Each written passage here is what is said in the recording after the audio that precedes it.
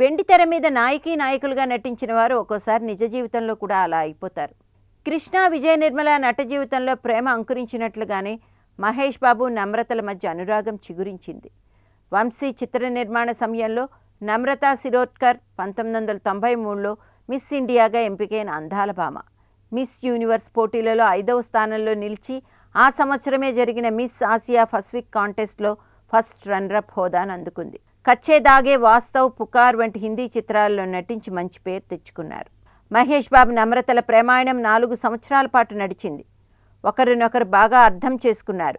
ఇక వివాహ బంధంతో ఒకటోదామని అనుకున్నారు. ప్రతి ప్రేమ కథకు ఏదో ఒక ఆటంకం ఎదురవుతూనే ఉంటుంది కదా. అలాగే ఈ ప్రేమికులకు ఓ సమస్య ఎదురైంది.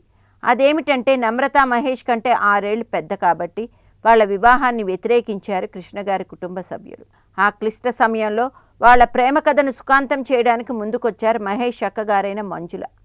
ఆమెకు తన స్నేహితురాలైన నమ్రత గుణగుణాలు బాగా తెలుసు కాబట్టి ఈ పెళ్లి వేళ మంచే జరుగుతుందని కృష్ణగారికి చెప్పి తక్కిన వారిని కూడా ఒప్పించారు.